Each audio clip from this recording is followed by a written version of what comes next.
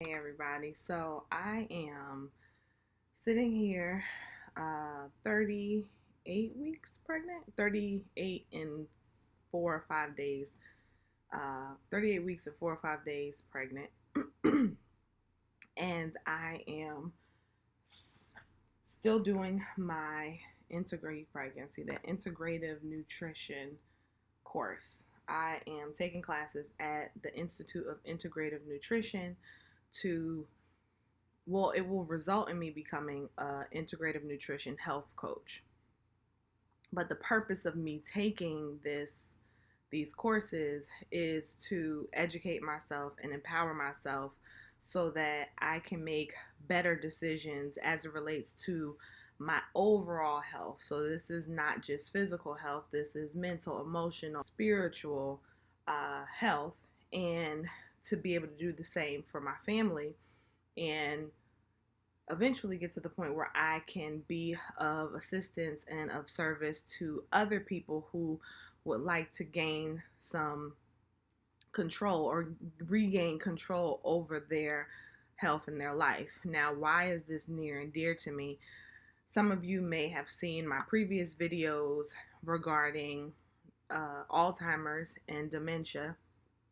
My mother, a couple of years ago, was told that she was experiencing the first stages of cognitive decline and dementia. And so that really put a fire under me to start to learn more about dementia and Alzheimer's, understanding it, and being determined to figure out how we could attack it from a different angle. A lot of people who have experienced it individually or a loved one uh, who have experienced it as as self or through a loved one have been told that this is pretty much the path that you're going to have to go down, or this is pretty much the path that your loved one is going to have to take. And what we can do in the meantime is attempt to prolong it, to try out different medications on you and to help prepare your loved ones for what the journey will look like as you decline and lose who you are.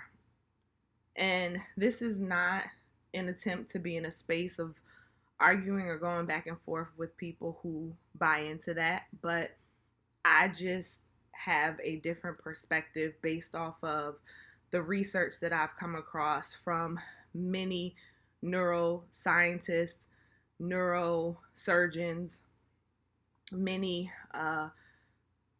cardiologists, many neurologists, many people who study integrative medicine, functional medicine. And so along a couple of years ago, came across a doctor by the name of Dr. Dale Bredesen, who wrote a book called The End of Alzheimer's. And ever since I read that book, which speaks on how you can reverse dementia, it opened my eyes to a whole different way of handling our health. And it opened my eyes to the level of trust that we put into a healthcare system that unfortunately here in the US is not designed to be preventative and proactive about your health, but rather reactive and treatment oriented. And so through that journey, I started to learn quite a bit about functional medicine. And functional medicine, the way that I, spell it out to myself, is functional medicine looks at the whole picture as opposed to just a piece of the picture or a part of the picture. So if I come in and if I go to see a doctor and I am complaining about my stomach bothering me, they may run tests and find out that I have an inflamed, I don't know, colon. I'm just making something up, or there's something specific that may be um, may tell them, okay, we need to prescribe these antibiotics, or we need to prescribe this medication for a certain period of time. Maybe you need surgery, and that's what it is. The functional medicine approach is still a medical doctor, but who practices functional medicine would find out more about you. Find out what have you been eating? Where do you live? What are the stressors that you encounter? What do you do for a living? Do you sit? Do you stand? Let's get into your genetic history. Let's get into understanding who you are, where you come from. Let's start to understand any other things that you're experiencing in your body, and then creating a whole picture to help to see why it's showing up in the form of this pain in your stomach, which to me allows you to get to the source of what's happening in your body, as opposed to just dealing with the symptom. And so through learning more about functional medicine, I realized how much what happens in your mind, your brain, is connected to what happens in your gut, how much of what happens around you in your environment, whether it's stressors where you live, or with the relationships you have, or your exposure to nature, or the heavy metals that you may be around, pollutants in the air, like all of this stuff plays a part. And so it opened my eyes, and it helped me to see that I really need to understand this more, not just for my mother, which, like I said, that's where it started, but a lot of, being a mom and being a wife with so many little kids, a lot of ownership falls on me to make the decisions for our household as it relates to what we eat.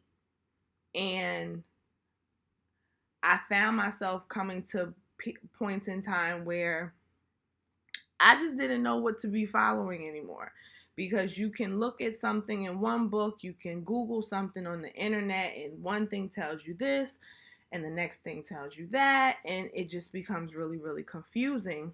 And what I started to see that I was understanding more of by going down this road of researching dementia and Alzheimer's was I was starting to learn why things work the way they work in my body.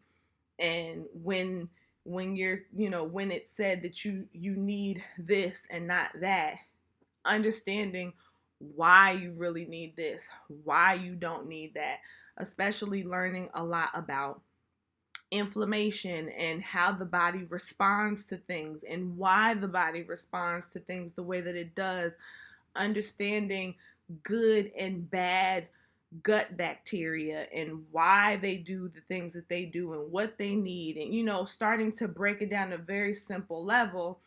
I said, okay, I need to understand more of this so that I'm not helter skelter over here trying to lead my family. And every time I want to make a decision about what we should be doing food wise, I'm not, going like, let me Google this, let me Google that.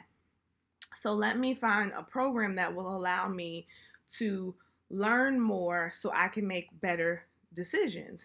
The other thing that I realized was, if all of these different factors play a role in something like dementia, as well as other chronic illnesses, which is what I learned, heart disease, high cholesterol, diabetes, like all of these different things, multiple sclerosis, Crohn's disease, like all of these different things, learning that more than it's beyond just genetics. Learning about epigenetics and how just because you have a gene, a gene or a trait of something doesn't necessarily mean that that's what you have to experience. You can activate and deactivate certain genes that you have. I said, well, then this is probably something that I need to understand for my family and I, because if it's beyond just food, then I need to know about the overall health of my household and what we're bringing into our house that is good for us and not so good for us, all the way down to the cleaning products that we're using, the deodorants that we're using, the fragrances, the oils, the smell good, all this stuff that we're using. And then also realizing, and this is what I love about the Institute of Integrative Nutrition, is they take I apologize for being short of breath, but it's a baby in here. But they also overemphasize that this is a bio individual approach, meaning that everybody, I'll say, has like their own formula for what would make up the optimal health situation for them. In other words, what might work for me might not work for you, and vice versa. So, when dealing with people, not taking such a cookie cutter approach of saying, you need to do this, no, you need to do that, no, you need to do this, you need to not do that because that's not what I do or that's not what this book says. Taking everybody as an individual. Well, in my household right now, we have 5 people and 6 on the way. So, understanding that what my son needs might be different than what my daughter needs. So, that was driving me, right? And then with my youngest son, when he was 12 months old, we found out that he had a low neutrophil level. And your neutrophils are a part of your white blood cells. It's the part of your white blood cells that help to fight off bacteria, bad bacteria. And when we went in for his test for his wellness visit, we found out that his levels were really, really low. Like his level was at about 250, and normal, I believe, is about 1500. So, and it's a range, but normal is about 1500. So when we learned that, that was a big shocker, and this happened in the middle of this whole COVID-19 pandemic that we're in. And what we were told was, if he has any kind of a fever of, I think it's like 99.4, we had to take him, we would have to rush him to the emergency room, because basically if he were to get sick, especially with any kind of a bacterial infection, it could really, take him out.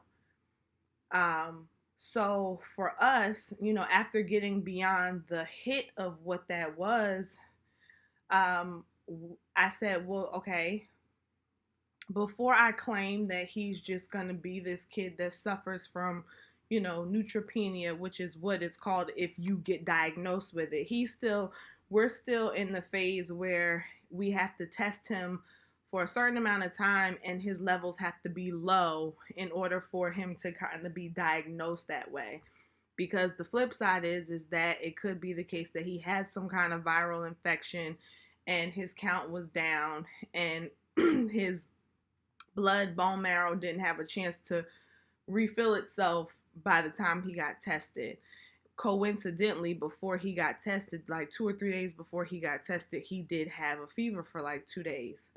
Anyway, I told my husband that given what I had been learning through the integrative nutrition course and what I had learned through all of my research with Alzheimer's and dementia, that I believe a big part of what's happening with his immune system, what's happening with his white blood count, is probably correlated to what he's eating or not eating or what's around him. And at that time, I mean, like I said, I'm still in this trial and error mode of figuring out what our household dietary regimen is going to be. Then you have to factor in kids and pickiness. So, can't say that not that he was being fed a poor diet, but that there was not a focus per se on specific things for him to be eating, um, not eating. More so needing me knowing that we needed to focus more on what he needed to be eating. So through doing research on what's usually deficient when someone has a low neutrophil count, I learned about like vitamin B12 and folic acid and things like that. Well, folate. So we knew that we had to take him back in for testing a couple of weeks later. So, and I had just ordered some sea moss gel. So my focal point was to increase the, love you too, was to increase the amount of folate that he was getting. So my husband makes really, really good collard greens. So we collard greens every day. We increased, I was actually looking for, I read about there being high B12 in like chicken livers or gizzards, but I couldn't, or hearts or something like that, but I couldn't get to that. So, certain things like, I think, what was it, like avocado, berries, that sea moss gel, elderberry, ginger, just things that I knew could help to boost your immune system and increase those vitamins. So we were doing that on a regular basis every day. And when we went back in to get him tested, now his level at first when he got tested when he was like 9 months was about 800, which was low, but not low. And then we got him tested at 12 months, that was 250. When we went back a few weeks later, he got tested and his levels shot up to 950. Now, I told you the range, I think, is like 1500. I'm not sure if it's 1,000 to 1,500 or 1,500 is the lower part and it's up. I don't remember. I just know 1,500 was like in my head of like he needs to be around 1,500 and he's not. So for him to shoot up to 950, the doctor was like, this is great, because not only did it increase, it went higher than it was when he was at 800. However, we need to see this, this needs to stay consistent. So she knew I was pregnant, and the goal was to come back in before I have the baby to have him tested. And so, in all transparency, all of the things that we were doing on a regular basis, being intentional, if you will, we laxed on it. You know, it was kind of like we stopped doing the greens every day. I ran out of sea moss gel and hadn't ordered more. You know, still getting the fruits, the berries and stuff in, but it wasn't as intentional. And when he went in to get tested last week, I think it was last week, his levels dropped back down to 200. Now, again, ironically, a few days before getting tested, he had another fever. So we know that that has something to do with it. The doctor says that she thinks that he had some kind of a viral infection. But for us, we knew that we weren't doing the same things that we were doing before. We knew that. So I said, I am going to focus on really, really seeing this thing through with my nutrition courses. I have also started to pick up other I started to do other research from people who I know focus on really getting the gut health in a great space. They focus on autoimmune diseases and um, getting mucus and inflammation out of your body. So now I have the Medical Medium's book, one of his books. I have I've joined a Facebook group for Dr. Sebi's approach. I follow a gentleman named Yada on Facebook. I also follow Dr. Perlmutter, Dr. Mark Hyman, and I'm just taking all of the information that I'm gathering from them and from my integrative nutrition courses to really come up with what my household is going to be following. And so my husband and I are determined because, like I said, when we spoke to the doctor, we're like worried at first about the level. And she said, well, it went back down, which is, cause for concern, but we still have to see it consistently be down. So this actually gives us an opportunity to do the approach we did before and see if that has an impact on the levels again. If his levels go back up again by the time he gets tested, I feel like that's enough information to show that, yes, absolutely, what you put into your body has a direct impact on what happens in your body. And that's not rocket science. That makes sense. So that's my focus. And I say all that to say I apologize because that's kind of a off tangent thing, but that is really fueling me to stay determined to see this course out. It's a year-long course, and yeah, I could have used the excuse of being pregnant, but I'm choosing not to because these are the things that are a part of my why.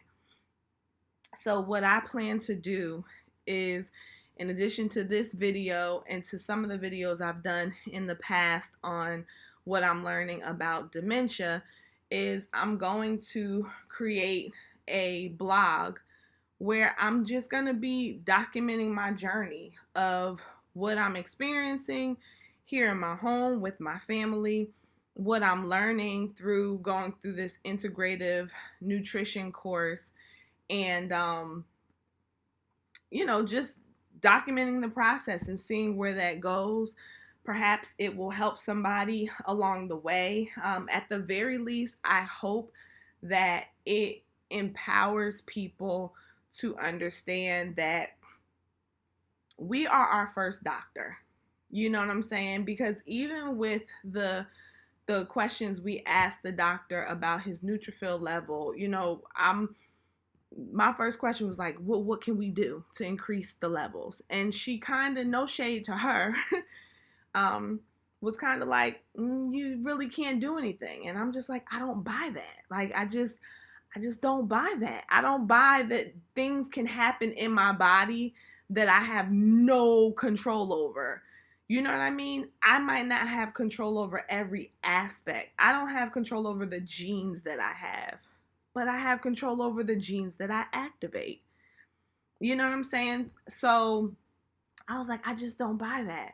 So understanding and learning to regain confidence and self-confidence and self-trust in you knowing when something's wrong, when something feels off, and understanding that this machine that God made was designed to keep us balanced. It was designed to keep us going and provide all that we need in order to go through this life. And we have been conditioned to think that, one, we don't have that control, and to not trust ourselves, and to look outwardly to a doctor to tell us what can happen, what we can do, what we can't do. And this is not to say don't consult your physician, But when people say consult your physician, I think we need to be more clear on what we're consulting them for, why we're consulting them, and understanding that they are not the end all be all. Consult yourself first. So, again, my hope is that through this journey that I share, you are at the very least inspired to learn more about yourself, your body, your health, what you can do to be in control over you. It's not a easy, let me just go read this and I'll just figure it out. It's a journey. It's absolutely a journey, but it's a possible journey. And I think that it's one that's well worth the effort. We put a lot of time, energy, effort into a lot of things.